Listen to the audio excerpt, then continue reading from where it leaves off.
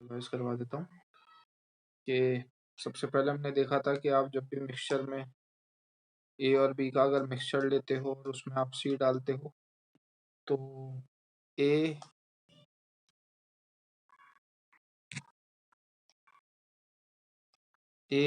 सी के साथ भी रिएक्ट करता है,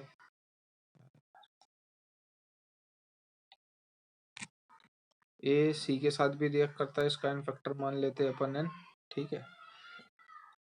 और बी भी सी के साथ रिएक्ट करता है और दोनों जगह एन फैक्टर सेम है और लगभग 100% केस में ऐसा होगा भी सर, ये मैं आपको बता चुका था। क्यों होगा भैया ऐसा? क्यों? क्योंकि सपोज आप कोई भी कंपैरेटिवली एलिमेंट ले लो, जैसे K2Cr2O7 है, वो जाना Cr+3 में ही है, तो K2Cr2O7 कंफर्म बात है कि Cr+3 में ही जाएगा। तो जब रिएक्टेंट फिक्स है और प्रोडक्ट फिक्स है तो एन फैक्टर भी ऑटोमेटिकली फिक्स ही होगा। 1 क्रोमियम 3 का चेंज, 2 क्रोमियम 6 का चेंज, तो लगभग 100% केस में ऐसा ही होता है। तो इस केस में आपने को कोई टेंशन लेने वाली बात नहीं थी। खैर, जैसा कि मैंने बोला कि अगर आप ए और बी का मिक्सचर लेते हो और उसको सी से रिएक्ट करवाते हो, ए और बी का मिक्सचर आपने ले रखा और उसमें आपने सी डाला है, तो ए और सी आपस में रिएक्ट करेंगे, बी और सी आपस में रिएक्ट करेंगे। क्योंकि ये दोनों आपस में फुल्ली रिएक्ट कर रहे हैं तो मैं इसको इस तरीके से बोल सकता हूँ that milli equivalent of C equal to milli equivalent of A. Reaction अगर कंप्लीट हो रही है तो आपको पूरी तरीके से उसके मिली इक्विवेलेंट कंपेयर कर देने हैं, और milli equivalent of C is equals to milli equivalent of B. अब अगर मैं इन दोनों रिएक्शन को कंपेयर करूं, ध्यान से सुन लेना क्या बोल रहा हूं मैं। अगर मैं इन दोनों रिएक्शन को कंपेयर करूं तो मैं इनसे ये लिख सकता हूं that milli equivalent of C total equal to milli equivalent of A plus milli equivalent of B. क्यों? या ये कंडीशन में कब लिख सकता हूं? जब दोनों जगह जो सी का इन फैक्टर है वो सेम हो। ये सिर्फ और सिर्फ मैं तभी लिख सकता हूं जब दोनों जगह सी का इन फैक्टर सेम हो, और 100% केस में वो लगभग हर बार सेम होगा ही। ये बात क्लियर है? दो के मिक्सचर के अंदर जब आप तीसरा डालते हो तो दोनों के मिली इक्विवेलेंट का जो सम है वो बराबर होगा जो आपने डाला उसके टोटल मिली इक्विवेलेंट के, लेकिन कब? जब दोनों का इन फैक्टर सेम हो। आगे आपको मैं बता चुका हूं, कहीं भी टाइट्रेशन शब्द आ जाए, टाइट्रेशन शब्द का मतलब रिएक्शन 100% कंप्लीट है। जब भी आपको ये देखना है कि रिएक्शन 100% कंप्लीट है कि नहीं। जैसे ही रिएक्शन आपको 100% कंप्लीट दिख जाती है, मिली इक्विवेलेंट बराबर कर दिया करिए। क्या कह रहा हूं मैं? जैसे ही रिएक्शन आपको 100% कंप्लीट दिख जाती है तो मिली इक्विवेलेंट बराबर कर दिया करिए। मिली इक्विवेलेंट बराबर करने के बाद चेक करिए एन फैक्टर। एन फैक्टर अगर सेम आता है तो कोई दिक्कत ही नहीं, और एन फैक्टर डिफरेंट आता है तो अपन केस स्टडी कर चुके हैं। एन फैक्टर अगर सेम आता है तो कोई दिक्कत ही नहीं, और अगर एन फैक्टर डिफरेंट आता है तो अपन केस स्टडी कर ही चुके हैं। एन फैक्टर अगर डिफरेंट आता है तो कैसे फाइंड आउट करते थे? मिली मोल्स फाइंड आउट करते थे, मिली मोल्स को बराबर करते थे, मिली मोल से फिर मिली इक्विवेलेंट फाइंड आउट करते थे। नंबर ऑफ इक्विवेलेंट बराबर number of moles into n factor से।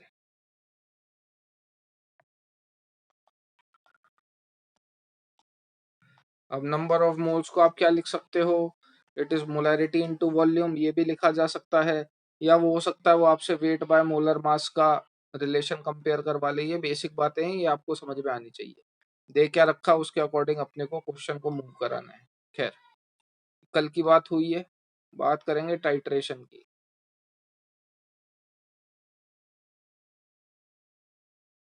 क्या होता है titration? It is the process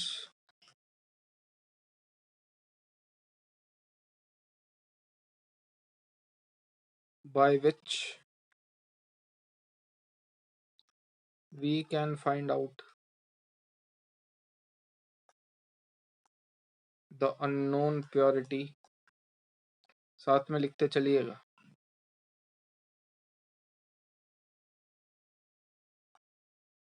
We can find out the unknown purity or unknown concentration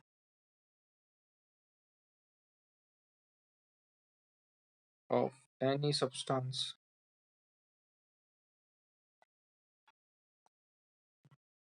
by the help of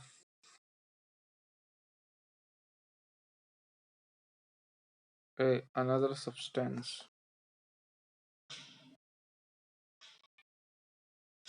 whose everything, ये मैं आपको पहले भी बता चुका हूँ। किसी एक के बारे में फाइंड आउट करना किसी ऐसे की मदद से जिसके बारे में मुझे सब कुछ पता। whose everything, एवरीथिंग में क्या क्या, like concentration, volume, etc. are known to us।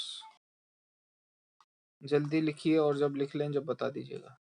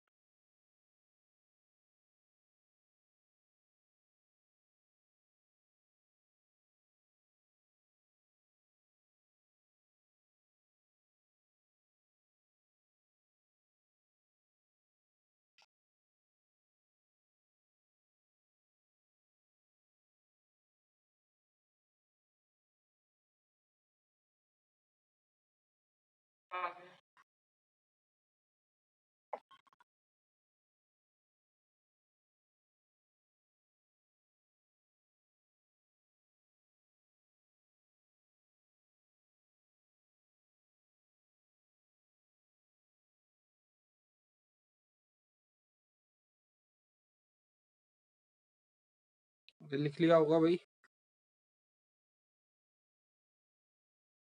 Sir एक मिनट।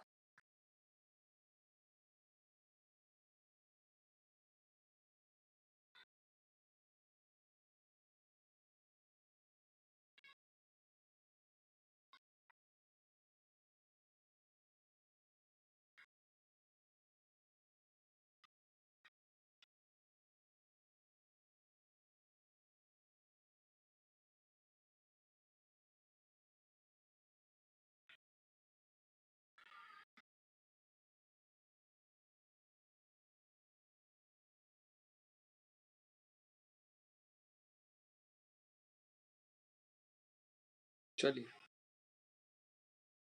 तो ध्यान से सुनना, क्या कह रहा हूं मैं उससे समझने की कोशिश करिएगा। एक बीकर लिया, एक बीकर में अपन ने ए का सैंपल दिया है,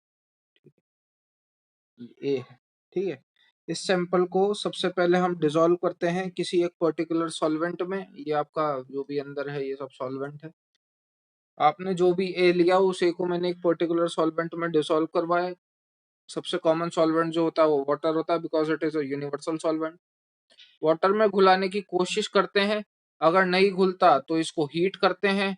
हीट करने के बाद अगर डिसॉल्व हो जाता है तो ठीक है, अगर तब भी डिसॉल्व नहीं होता तो फिर आप इसमें एसिड ऐड करते हो। तो कुल मिला के मेरा कहने का मतलब ये है, मैं कोई भी तिगड़म लगा के ए को सॉल्वेंट में डिसॉल्व करने की कोशिश करता हूँ, ठीक है। डिसॉल्व करके हम लोग क्या कर लेते हैं, ए का सॉल्यूशन तैयार कर लेते हैं। जैसे ही आपने ए का सॉल्यूशन तैयार किया, इस सॉल्यूशन के अंदर हम लोग 2-4 ड्रॉप जो है, इस सॉल्यूशन के अंदर हम लोग 2-4 ड्रॉप इंडिकेटर का डाल देते हैं। ये 2-4 ड्रॉप इंडिकेटर है। अब इंडिकेटर क्या काम करता है, देखो अलग अलग टाइट्रेशन के लिए अलग अलग इंडिकेटर इस्तेमाल करते हैं। अब कौन से टाइप में कौन सा इंडिकेटर यूज करा जाएगा ये अभी आप थोड़ी देर में पढ़ेंगे। हालांकि जो मेन फोकस है वो इस आयनिक इक्विलिब्रियम के टाइम पे आता है, ठीक है ना। मेनली जो टाइट्रेशन है वो आयनिक इक्विलिब्रियम का टॉपिक है, बट कौन सा इंडिकेटर किसके लिए इस्तेमाल करोगे इसका थोड़ा सा ब्रीफिंग मैं भी थोड़ी देर बाद में दूंगा, ठीक है। इंडिकेटर क्या करता है भैया, इंडिकेटर का काम होता है एक्चुअल में कलर चेंज करने का। इंडिकेटर का काम होता है कलर चेंज करने का। कब कलर चेंज करेगा इंडिकेटर, जब कलर चेंज करेगा जब आपका ये अंदर का ए पूरी तरीके से खत्म हो जाएगा। इंडिकेटर प्रिसाइजली तब चेंज मारता है जब आपका अंदर का जो ए है वो पूरी तरीके से खत्म हो जाता है। अब वो खत्म कैसे होगा वो देखिए। हम क्या करते हैं, एक पिपेट या एक ब्यूरेट लेते हैं, ठीक है। इसके अंदर देखो, इसके बारे में मुझे सब कुछ पता लगाना है, इसके बारे में मुझे कुछ भी नहीं पता। किसकी मदद से पता लगाना है? पिपेट या ब्यूरेट के अंदर मैं वो लेता हूं जिसकी मदद से मुझे पता लगाना है। सपोज मैंने मान लिया पिपेट या ब्यूरेट में मैंने बी नाम का कोई सब्सटेंस लिया। बी ये नॉन सब्सटेंस है।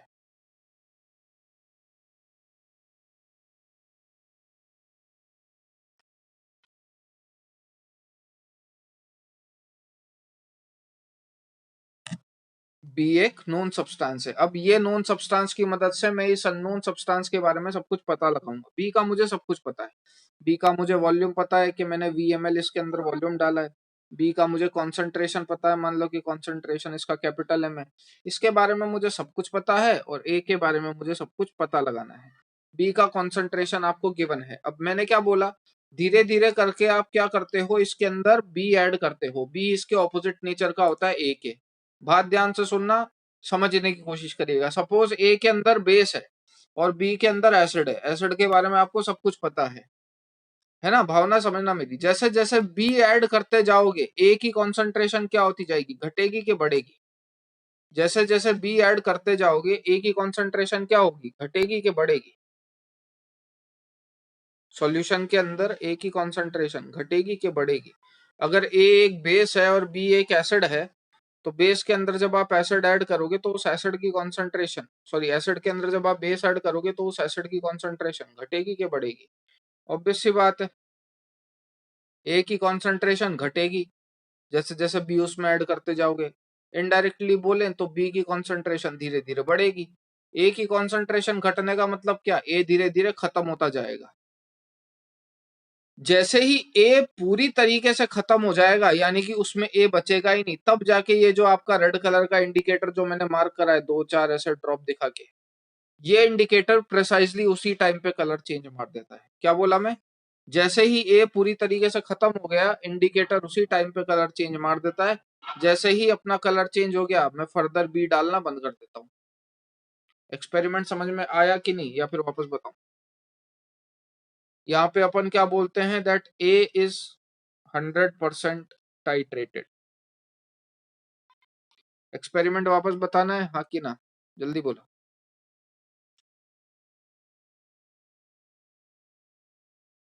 समझ में आई ना? टाइट्रेशन तो वैसे स्कूल में भी करवा रखा होगा।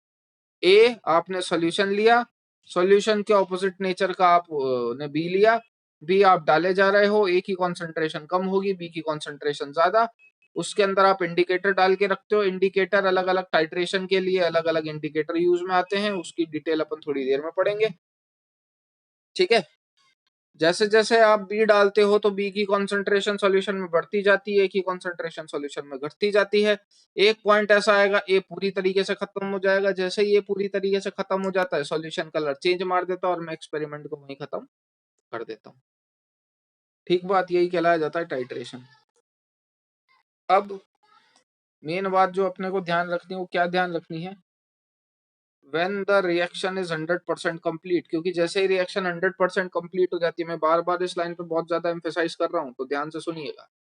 जब रिएक्शन 100% कंप्लीट होती है, मैं तभी उसके मिली इक्विवेलेंट बराबर कर सकता हूँ भैया, ध्यान रखना। जैसे ही रिएक्शन 100% कंप्लीट होती है, जैसे ही रिएक्शन 100% कंप्लीट होती है, मैं तभी उसके मिली इक्विवेलेंट बराबर करता हूँ। ठीक है?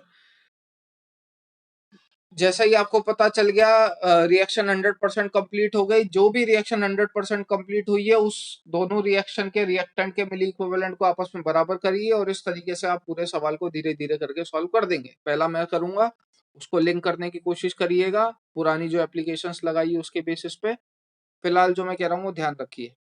When the reaction is 100% completed, आपको कैसे पता लगेगा कि रिएक्शन 100% कंप्लीट हो गई है? तो ये आपको पता लगेगा कुछ हिंट से। हिंट किस तरीके से दिए होंगे? जैसा कि मैंने आपको बोला, टाइट्रेशन कहीं शब्द दिख जाए तो समझ लेना कि वहां रिएक्शन 100% कंप्लीट हुई है। टाइट्रेशन मतलब रिएक्शन 100% कंप्लीट हो गई। आपको सपोज ऐसा कुछ लिखा हुआ मिले, A was titrated with B, या A on titration with B, कुछ भी लिखा दे सकता है। ये वर्ड दिख गया ना, तो मतलब रिएक्शन 100% कंप्लीट हो गई। या फिर एक आएगा रिक्वायर्ड शब्द, कुछ इस तरीके से, ए required m molar concentration and v ml of B। तो ये कहीं रिक्वायर्ड दिख जाता है या कहीं टाइट्रेटेड या टाइट्रेशन दिख जाता है, इसका मतलब आपकी रिएक्शन 100% कंप्लीट हो चुकी है। ठीक है, तो पहले क्या करो, ए और बी आपस में रिएक्ट करेंगे, कोई प्रोडक्ट देंगे, पहले पता लगाओ कि रिएक्शन जो है रिडॉक्स है कि नॉन रिडॉक्स। अगर नॉन रिडॉक्स है तो रिएक्शन होगी दो तरीके की, या तो एसिड बेस टाइट्रेशन होगा या वो प्रेसिपिटेशन रिएक्शन होगी। ये मैं पहले भी लिखवा चुका हूँ, शुरुआत में जब आपको करवाया था नॉन रिडॉक्स, मैंने बताया था नॉन रिडॉक्स कौन कौन शो करता है, या तो एसिड बेस या प्रेसिपिटेशन रिएक्शन। ठीक है, दूसरा या तो वो रिडॉक्स होगी, ये लिख लीजिए, मेन इंपॉर्टेंट बात ये थी इसमें, ये तीन मेन इंपॉर्टेंट बात थी कि ये अगर आपको कहीं रिक्वायर्ड दिख जाए मतलब रिएक्शन 100% कंप्लीट है, टाइट्रेटेड दिख जाए मतलब रिएक्शन 100% कंप्लीट है, इतना लिख लो, उसके बाद बात करते हैं। तो नॉन रिडॉक्स होगी तो रिएक्शन दो तरीके की होती है, या तो एसिड बेस टाइट्रेशन या फिर प्रेसिपिटेशन रिएक्शन। अगर रिडॉक्स होती है तो उसको कैसे सॉल्व करना है, ध्यान से देखिएगा, लिख लीजिए, हो जाए जब बता देना।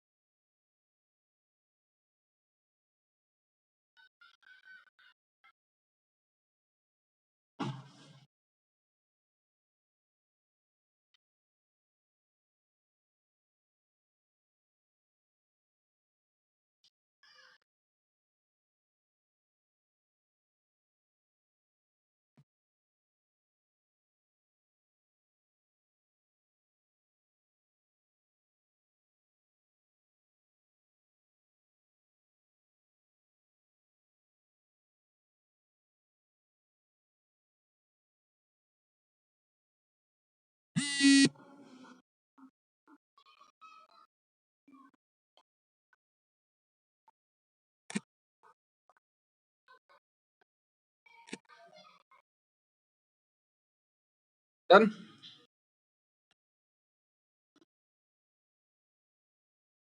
चलिए, तो जैसा कि मैंने बोला, अगर आपकी रिएक्शन नॉन रिडॉक्स कैटेगरी की है तो या तो एसिड बेस होगी या प्रेसिपिटेशन होगी, लेकिन अगर आपकी रिएक्शन रिडॉक्स की है, ध्यान से सुनना क्या कर रहा हूँ, ज्यादातर केस में यही आएगा। रिडॉक्स की है तो भैया टाइट्रेशन भी रिडॉक्स टाइट्रेशन लगाओगे। अब इन स्टेप्स को ध्यान से देखना जो कर रहा हूँ। अब अकॉर्डिंगली आप एन फैक्टर फाइंड आउट करोगे, एन फैक्टर फाइंड आउट करना होपफुली आता होगा। सॉल्ट के लिए कैसे फाइंड आउट करते हैं, total positive negative charge. Acid के लिए कितना H प्लस या OH माइनस डिस्प्लेस हुआ है, एक एक एलिमेंट फलाने का चेंज, तो ऐसे ही दो एलिमेंट तो कितने का चेंज, वो सब आप जानते हो। अकॉर्डिंगली आप एन फैक्टर फाइंड आउट करो। सपोज ए और बी आपस में रिएक्ट कर रहे हैं और उन्होंने दे दिया प्रोडक्ट। ठीक है, अब प्रोडक्ट को देख के अपन एन फैक्टर डिसाइड कर लेंगे। अब कुछ नहीं करना, आपको सीधे सीधे मिली इक्विवेलेंट बराबर कर देने, क्योंकि टाइट्रेशन आ गया मतलब रिएक्शन 100% कंप्लीट हो गई। मिली इक्विवेलेंट बराबर कर दो, milli equivalent of A equal to milli equivalent of B.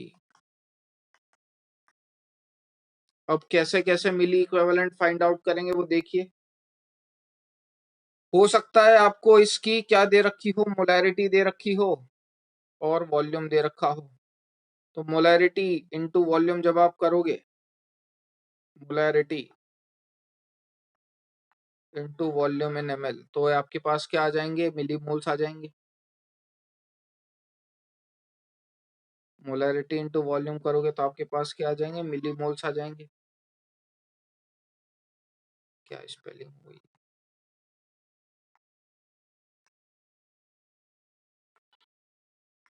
और उन्हीं मिली मोल्स को आप मल्टीप्लाई कर दो किससे, एन फैक्टर से, तो आपका मिली इक्विवेलेंट आ जाएगा। इस तरीके से आप milli equivalent of B find out कर लोगे।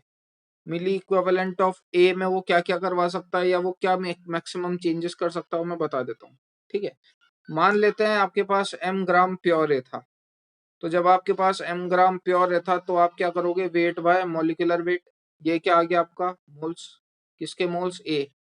Late we have m gram pure A, let we have m gram pure A. मेरे पास m ग्राम प्योर ए था, तो वेट बाय मोलर मास करूंगा तो मोल्स आ गए। मोल्स को आप 1000 से मल्टीप्लाई करोगे, मिली मोल्स आ जाएंगे। मिली मोल्स को आप n फैक्टर से मल्टीप्लाई कर दोगे, मिली इक्विवेलेंट आ जाएंगे। तो यहां से आप इजिली m मतलब वेट ऑफ ए आसानी से फाइंड आउट कर सकते हो। समझ में आया क्या मैंने क्या अप्रोच लगाई?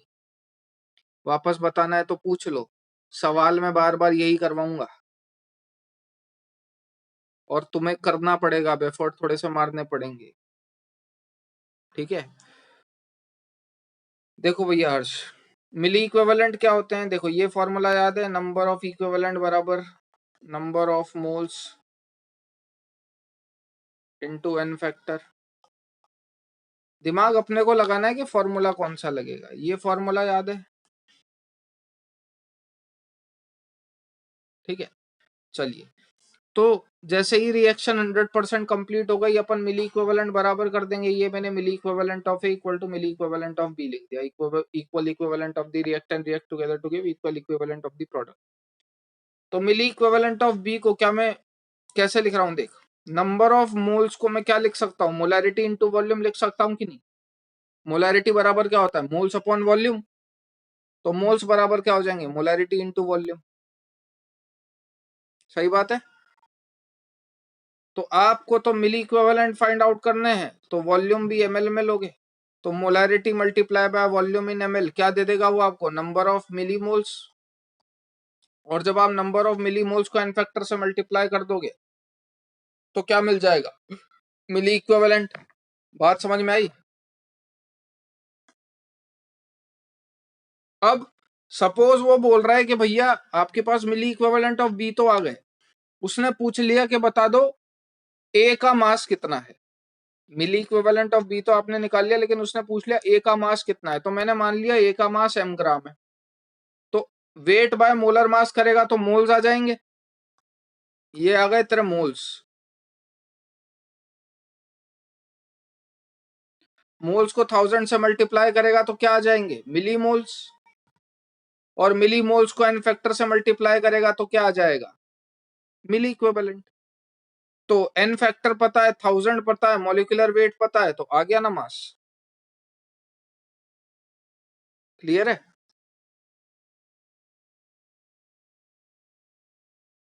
वापस बताऊं बेटा?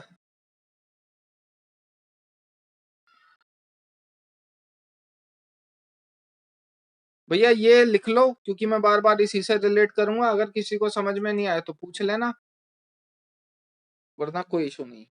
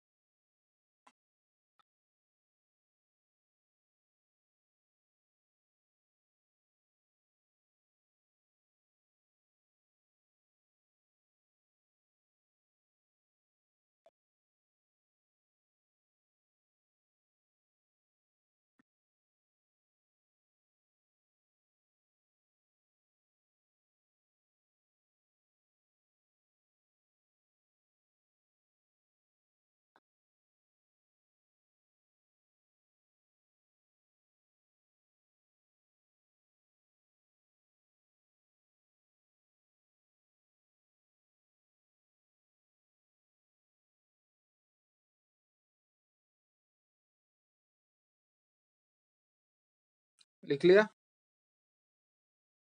चलिए आगे बढ़ते हैं। सवाल लिखिए और जल्दी लिखिए। 10 ग्राम मिक्सचर, रेडॉक्स का सवाल कुछ ऐसा ही होगा। 10 gram mixture of CuS and Cu2S was treated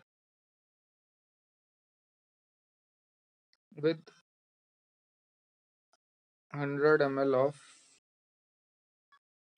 1.25 molar K2Cr2O7. The SO2 gas formed was boiled off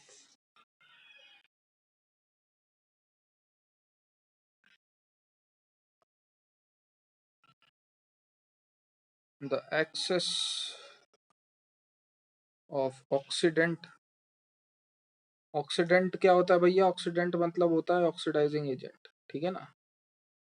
reductant मतलब reducing agent. The excess of oxidant was back titrated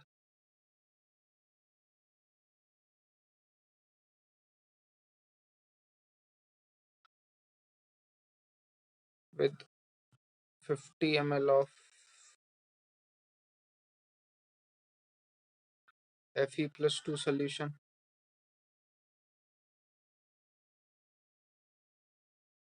25 ml of Fe+2 solution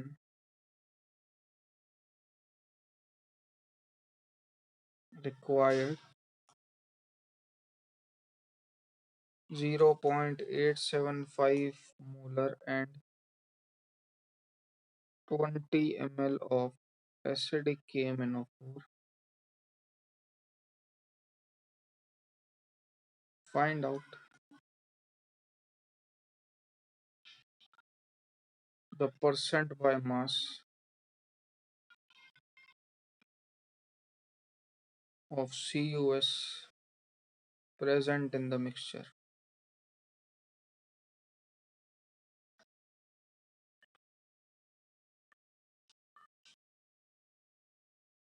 सवाल लिखिए।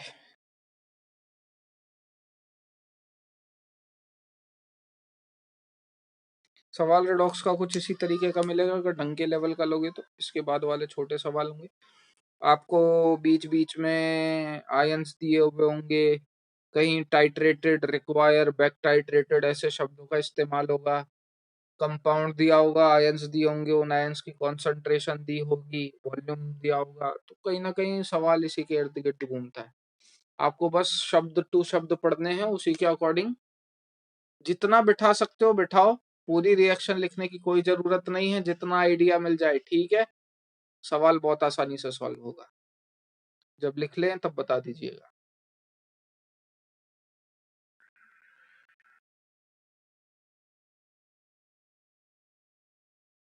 और उम्मीद करता हूं कि अगर पुराना याद होगा तो समझ भी पाओगे।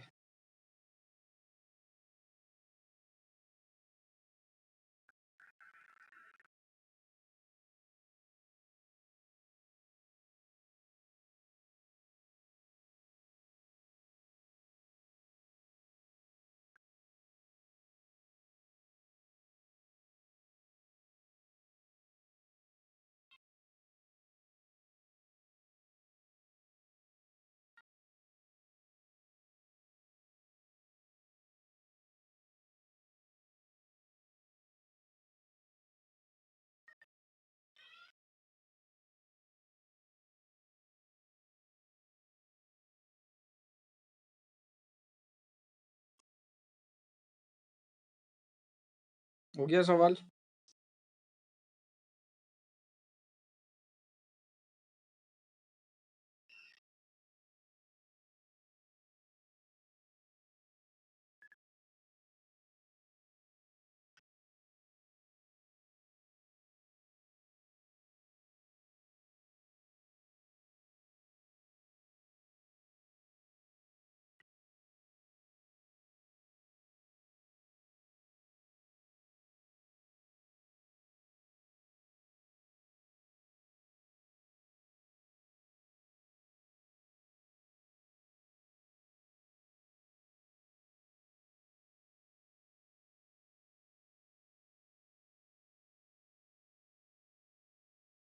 लिख लिया होगा यार।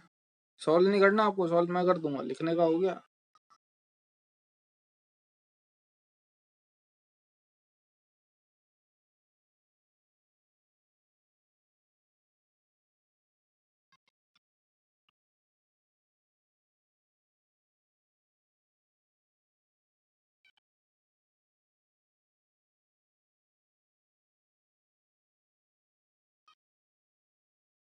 चलिए, क्या बोला वो? 10 gram mixture of CuS and Cu2S। आपने CuS और Cu2S का मिक्सचर लिया और उसको क्या करा आपने? K2Cr2O7 से रिएक्ट करवा दिया। बड़ा छोटा लिख रहा हूं मैं। अब जितना समझ में आया उतना लिखो, फालतू की बातें लिखने की कोई जरूरत नहीं है, इतना भेजा अपने पास है भी नहीं, ठीक है ना। तो ये लिखा COS और Cu2S का अपन ने मिक्सचर लिया, उसको मैंने रिएक्ट करवाया K2Cr2O7 से।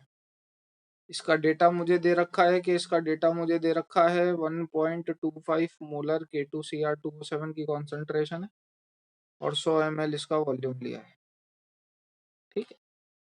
अब मेरी बात सुनिए, आगे वो क्या बोला। 10 ग्राम of CUS and Cu2S was treated with 100 ml of 1.25 molar K2Cr2O7। जैसे ही आपने इसको K2Cr2O7 से रिएक्ट करवाया मिक्सचर को, SO2 gas formed was boiled off। SO2 gas बनी, जितना दे रखा उतनी बात करते। SO2 गैस बनी, सल्फर। अब बताओ पहले, इतना देख के क्या लगता है रिएक्शन रिडॉक्स है कि नॉन रिडॉक्स है? तो सल्फर -2, यहाँ पे सल्फर +4। तो इतनी देर में तो समझ में ही आ गया कि रिएक्शन तो रिडॉक्स वाली है भैया, नॉन रिडॉक्स रिएक्शन तो है नहीं। अब K2Cr2O7 काय में कन्वर्ट होता है, मेरे को नहीं मतलब बाकी प्रोडक्ट से, मैं बस इतना जानता हूँ कि K2Cr2O7 काय में जाएगा, Cr+3 में। तो जब आप K2Cr2O7 के टर्म में देखोगे तो यहाँ पे क्या हुआ है, +6 से K2Cr2O7 कहाँ गया है, +3 में। मतलब ये क्या है, खुद क्या हुआ है, रिड्यूस हुआ है। तो सामने वाले को क्या करेगा भैया, ऑक्सीडाइज।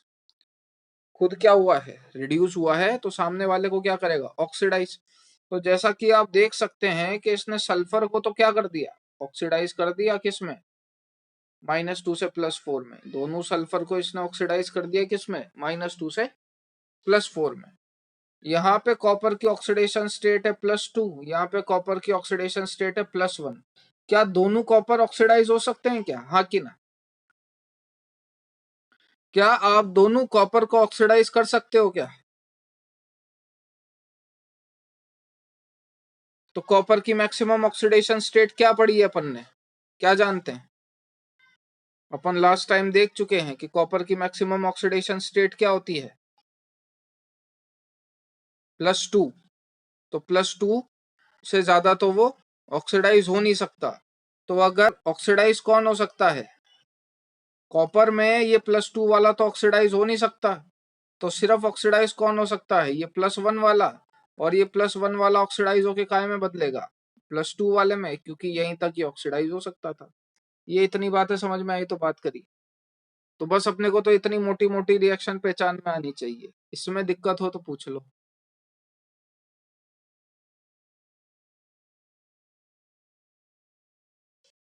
इसमें दिक्कत हो तो पूछ लो। K2Cr2O7 Cr+3 में जाएगा, वो रिड्यूस हुआ है, तो सामने वाला जो भी आपने लिया है वो ऑक्सीडाइज होगा। सल्फर -2 से +4 में गया, ऑक्सीडाइज हो सकता तो ऑक्सीडाइज कर भी गया। लेकिन कॉपर ऑक्सीडाइज +2 वाला तो हो नहीं सकता, क्योंकि +2 तो उसकी मैक्सिमम ऑक्सीडेशन स्टेट है। तो +1 वाला ही ऑक्सीडाइज करवा पाओगे, तो करवा दिया ऑक्सीडाइज +2 तक। कोई दिक्कत हो तो बोलो, ठीक है। आगे वो क्या बोल रहा है, the excess of the SO2 gas was boiled off. The excess of oxidant was back titrated with 50 ml of Fe+2 solution. Oxidant मतलब ऑक्सीडाइजिंग एजेंट। कौन है ऑक्सीडाइजिंग एजेंट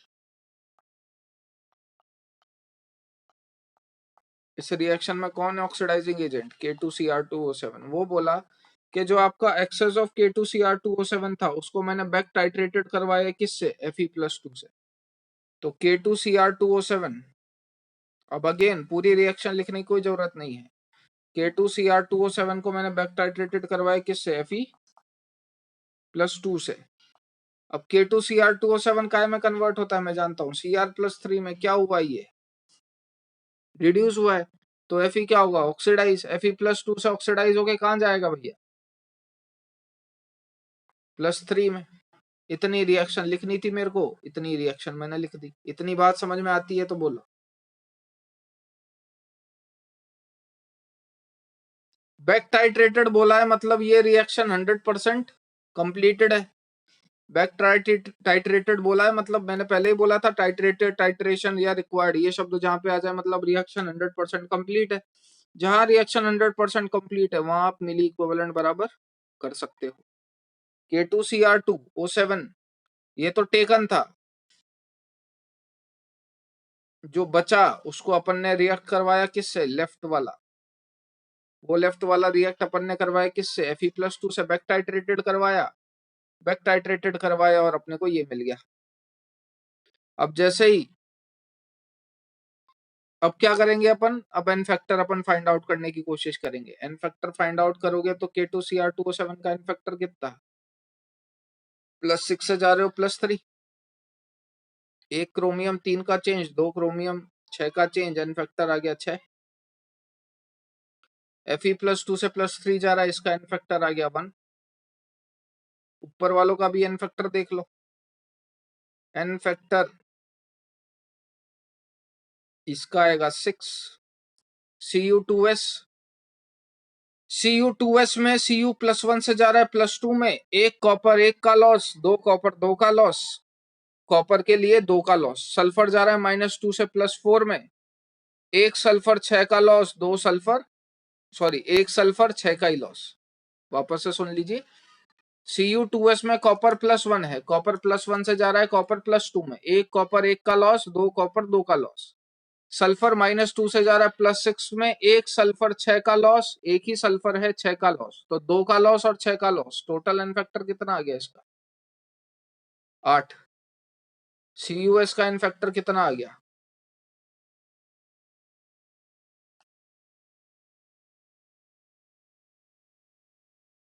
6। ये Cu+2 का तो कुछ हो नहीं रहा, सल्फर -2 से +4 जा रहा है। एन फैक्टर फाइंड आउट करने में कोई दिक्कत हो तो पूछ लो, अगर यही क्वेश्चन में दिक्कत हो तो पूछ लो, और अगर कुछ भी समझ में नहीं आ रहा तो कोई दिक्कत नहीं है, अब तो देर हो चुकी है, बैठिए आराम से, और अगर किसी को कोई डाउट है तो पूछ लीजिए।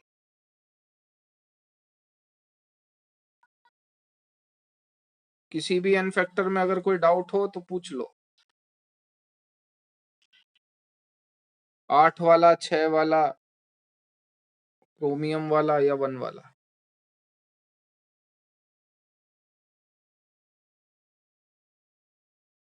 एन फैक्टर फाइंड आउट करना आया क्या भैया,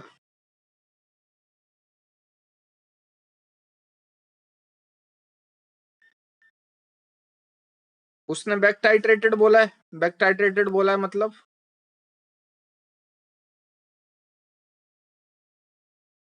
आज खत्म हो जाएगा बेटा अभियान। बैक टाइट्रेटेड बोला है, बैक टाइट्रेटेड बोला है मतलब रिएक्शन 100% कंप्लीट है, 100% कंप्लीट है तो रिएक्शन, तो मिली इक्विवेलेंट बराबर कर दीजिए।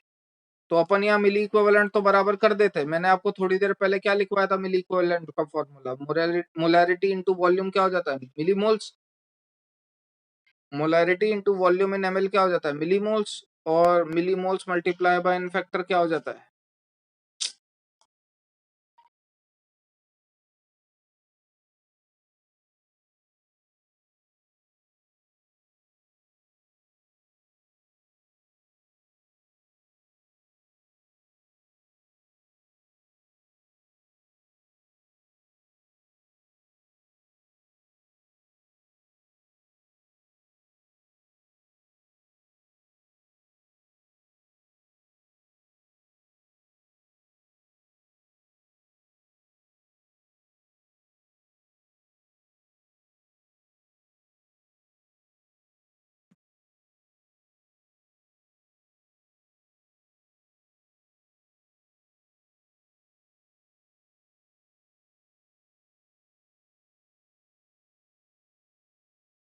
बाकी बचा हुआ किससे रिएक्ट करता है, K2Cr2O7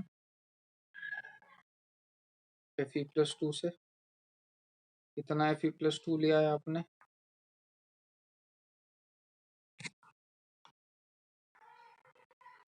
50 ml, ठीक है। क्या देगा, Cr+3 प्लस Fe+3, ये रिएक्शन अपन लिख चुके हैं। अब बात क्या है, ये रिएक्शन बैक टाइट्रेटेड है तो 100% कंप्लीट है। 100% कंप्लीट है तो यहाँ आप मिली इक्विवेलेंट बराबर कर सकते हो, लेकिन आप मिली इक्विवेलेंट बराबर करके कुछ बिगाड़ नहीं पाओगे इसका। क्यों? क्योंकि भैया मिली इक्विवेलेंट जब बराबर करोगे Fe+2 के, तो मिली इक्विवेलेंट क्या होते हैं? Molarity into volume into n factor, ये मिली इक्विवेलेंट होता है। तो वॉल्यूम तो आपको पता है, एन फैक्टर भी आपको पता है, लेकिन मोलैरिटी नहीं दी हुई। तो Fe+2 की अगर मोलैरिटी मुझे दी होती तो मेरा सवाल यहीं खत्म हो जाता, लेकिन मोलैरिटी मुझे नहीं दी हुई। तो मोलैरिटी कैसे फाइंड आउट करेंगे, उसके लिए आपको अगली लाइन में बोला गया है कि इसी Fe+2 का से यही सेम Fe+2 लिया गया है। सेम Fe+2 का मतलब कॉन्सेंट्रेशन सेम है भैया, ध्यान रखना। सेम Fe+2 का मतलब कॉन्सेंट्रेशन सेम है। तो Fe+2 की रिएक्शन मैंने करवाई है KMnO4 से। Mn+7 से कहाँ जाता है? +2, unless otherwise medium is not mention by default it is acidic. Fe+2 से कहाँ जाएगा? +3, सिंस Mn रिड्यूस हुआ है तो Fe ऑक्सीडाइज ही होगा। अब इसकी बारे में आपको दे रखा है क्या? इसका एन फैक्टर आएगा 5, देख सकते हो, एक Mn 5 का चेंज, एक ही Mn है 5 का चेंज। वॉल्यूम दे रखा है आपको इसका 20 ml, और मोलैरिटी आपको दे रखी है 0.875 मोलर। ठीक है, इसका एन फैक्टर दे रखा है 1, वॉल्यूम दे रखा है 25 ml। इतना नोट डाउन कर लो, फिर बात करते हैं। अब ये वाली रिएक्शन 100% कंप्लीट है, मैं इसे करूंगा बैक टाइट्रेटेड। अब देखिएगा उसके बाद क्या होगा।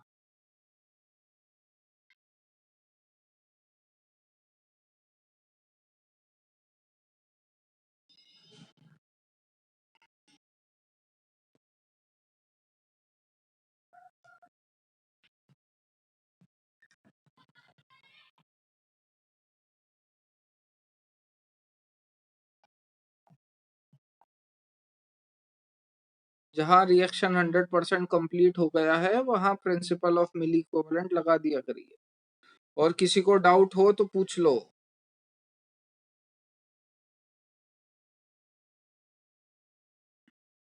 मिली इक्विवेलेंट ऑफ Fe+2 बराबर किया है मिली इक्विवेलेंट ऑफ KMnO4 के। रिएक्शन 100% कंप्लीट थी, यहीं से कॉन्सेंट्रेशन निकाली है, उस कॉन्सेंट्रेशन को K2Cr2O7 लेफ्ट वाले में पुट करा है, उनके मिली इक्विवेलेंट बराबर करके मैंने milli equivalent of K2Cr2O7 left निकाल लिया। लिया कितना था? 750, बचा कितना? 175। तो रिएक्ट कितना किया? 750 माइनस 175।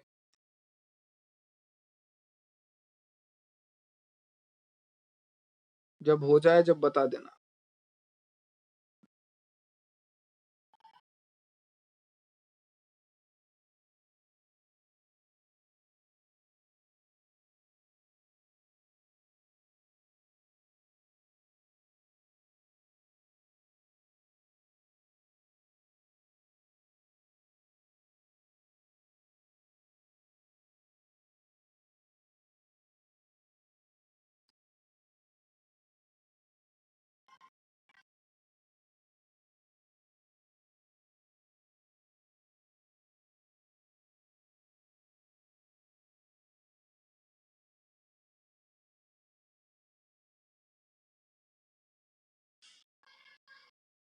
हो गया?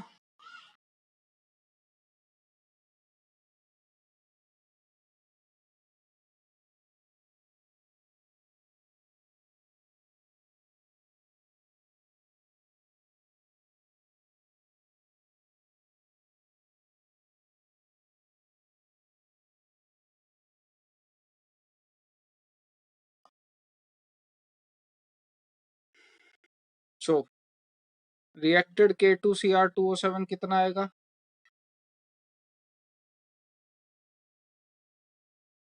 750 माइनस 175 कितना रिएक्ट करा? 575 मिली इक्विवेलेंट। ठीक है, अब ये मैंने डायरेक्ट सब सब्ट्रैक्ट कैसे कर दिया, क्योंकि K2Cr2O7 का n फैक्टर दोनों जगह सेम था, टेकन वाली जगह और लेफ्ट वाली जगह दोनों जगह n फैक्टर क्योंकि सेम था, इसलिए मैंने डायरेक्ट सब्ट्रैक्ट कर दिया बीटा माइनस अल्फा। अगर n फैक्टर सेम नहीं होता तो मिलीमोल्स फाइंड आउट करके, टेकन के मिलीमोल्स फाइंड आउट करके और लेफ्ट के मिलीमोल्स फाइंड आउट करके दोनों के मिलीमोल्स को सब्ट्रैक्ट करता। लास्ट एप्लीकेशन में अपन ने यही करा है। अब निकालना क्या था अपने को निकालना था percent by mass of CuS present in the mixture. CuS कितना प्रेजेंट होगा, तो अभी थोड़ी देर पहले बताया था A प्लस बी का आपने मिक्सचर लिया था, उसमें C डाला था, तो milli equivalent of C total equal to milli equivalent of A plus milli equivalent of B।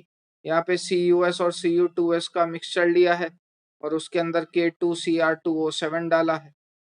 तो वही एप्लीकेशन है, वही सवाल है, वही प्रोसीजर है। होगा कैसे वो देख लीजिए। So milli equivalent of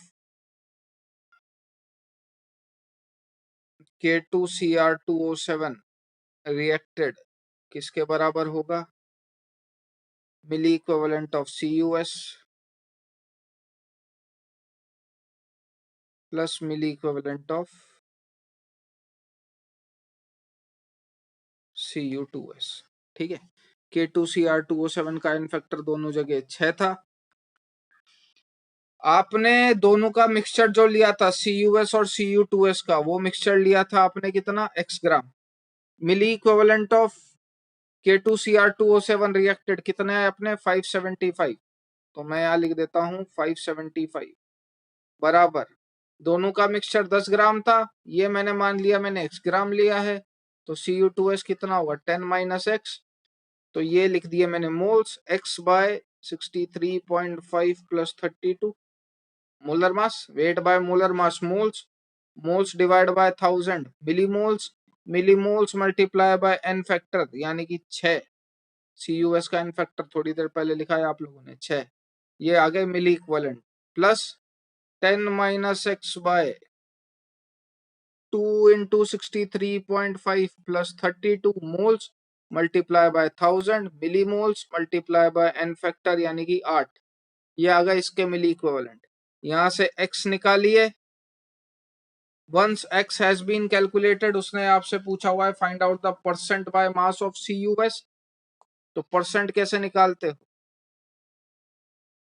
x जितने अपने यानी कि क्योंकि CuS का आपने मास x माना है डिवाइड बाय टोटल मास यानी कि 10 मल्टीप्लाई बाय 100, ये आपका आंसर होगा। जिसको समझ में ना आए पूछ लीजिए,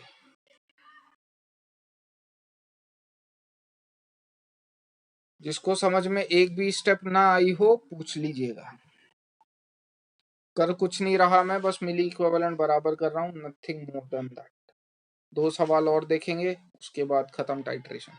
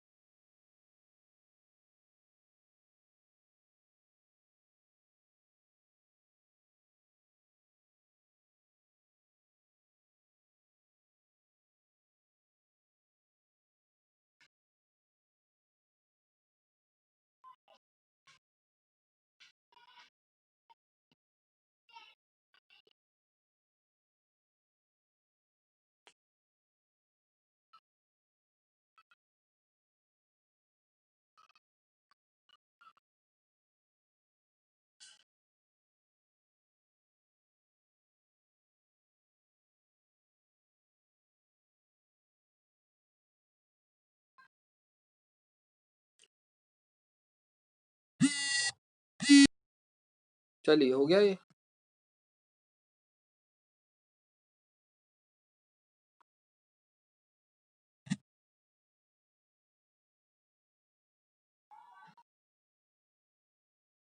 अब सवाल सुनिएगा और जो मन में आए वो बोलिएगा।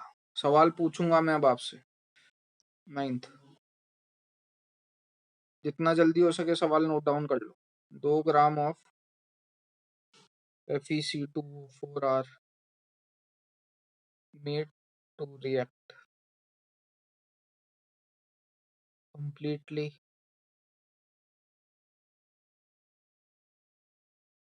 with acidic KMnO4,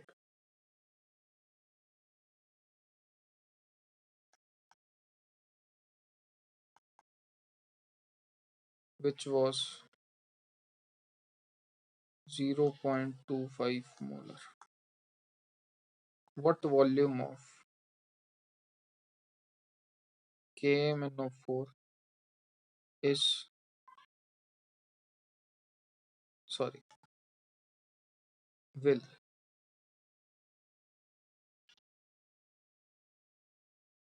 be required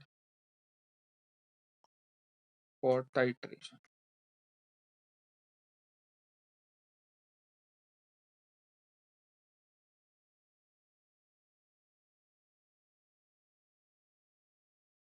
Two gram of FeC2O4 was made to react completely with acidic KMnO4 solution, which was 0.25 molar.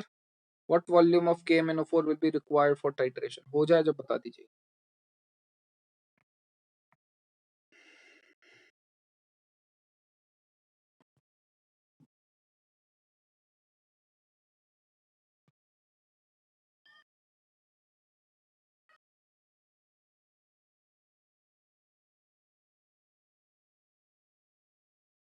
सवाल हो गया हो तो सवाल पढ़ के बताओ कि रिएक्शन 100% कंप्लीट हो रही है कि नहीं। क्या तुम्हें कहीं से कहीं तक हिंट मिल रहा है कि रिएक्शन 100% कंप्लीट हो रही है? यस और नो?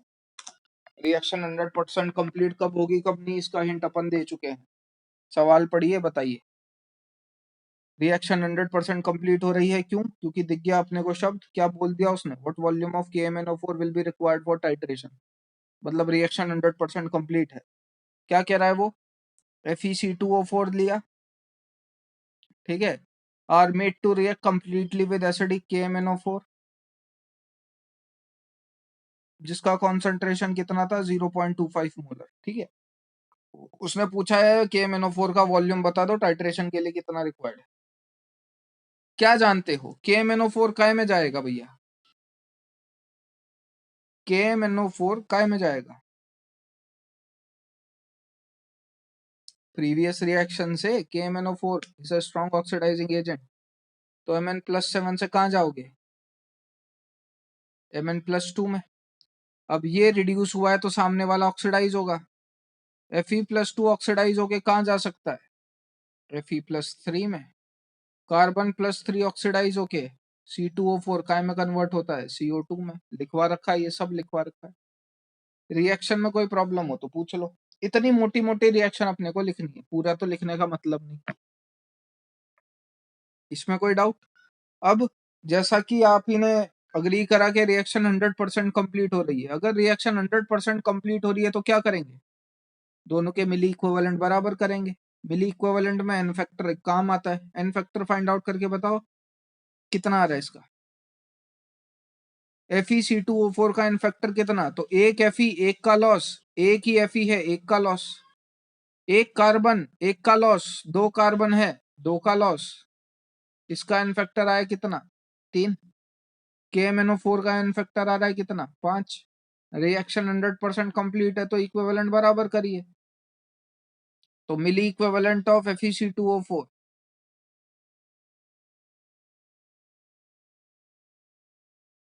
बराबर मिली इक्विवेलेंट ऑफ KMnO4।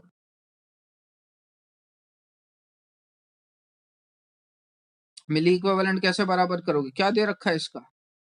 मास दे रखा है, तो wait by molar mass.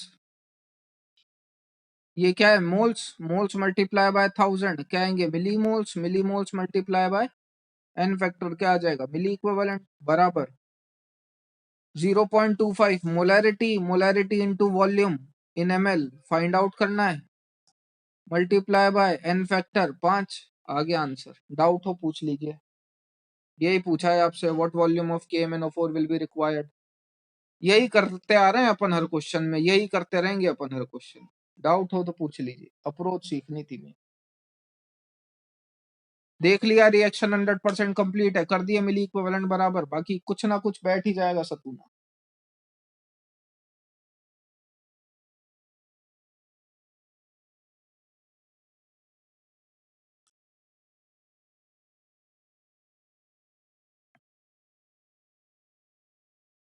Done.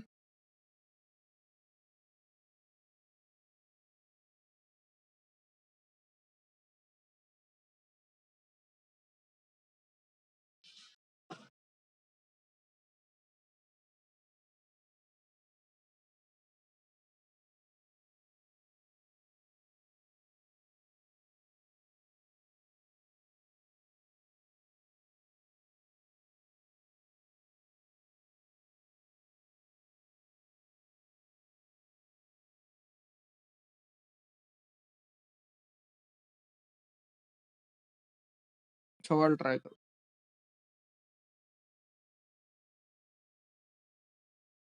वही सेम करना है जो अभी तक करते हैं।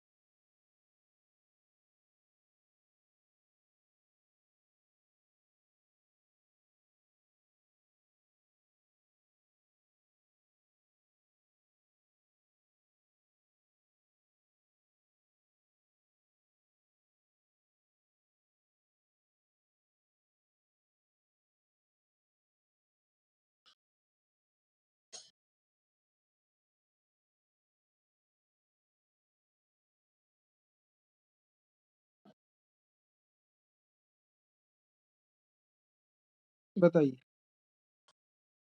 सवाल लिख लो फिर बात करते हैं। लैंग्वेज के टर्म में थोड़ा सा हार्ड है, बाकी ऐसे सिंपल।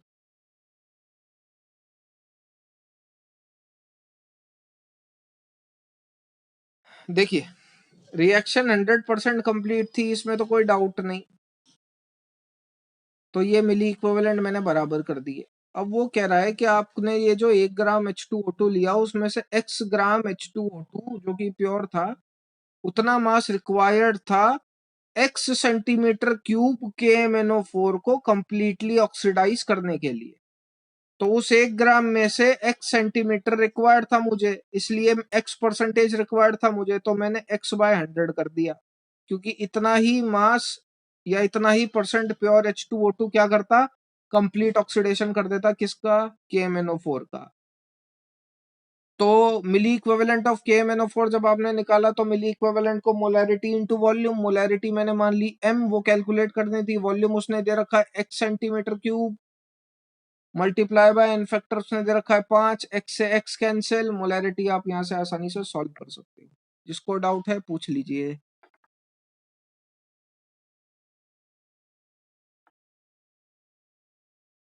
एक सवाल है, वो आपका होमवर्क है, ट्राई कर लेना। उसके बाद आपका हार्डनेस ऑफ वाटर बचेगा। हार्डनेस ऑफ वाटर में हाइड्रोजन एंड इट्स कंपाउंड में पढ़ा चुका हूँ। न्यूमेरिकल अपन नेक्स्ट क्लास में देख लेंगे, 5 मिनट का टॉपिक है वो।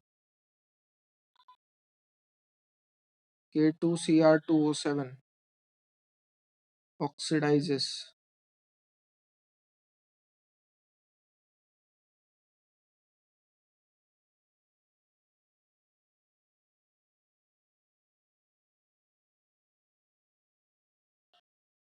HCl into Cl2 which oxidizes।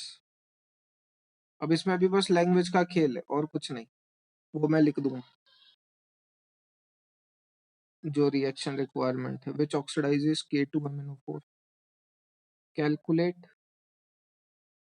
The weight of KMnO4 formed by 1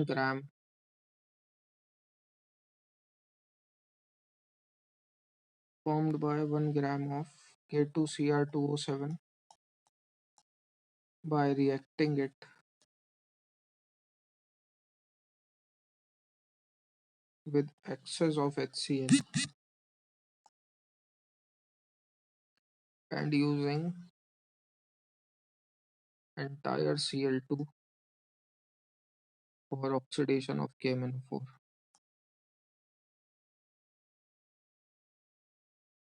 सवाल लिख लीजिए, रिएक्शन मैं बता देता हूँ, जब सवाल हो जाए जब बता देना, सॉल्व आपको करना भाई, ये मिली इक्विवेलेंट बराबर करने हैं, आंसर आ जाएगा।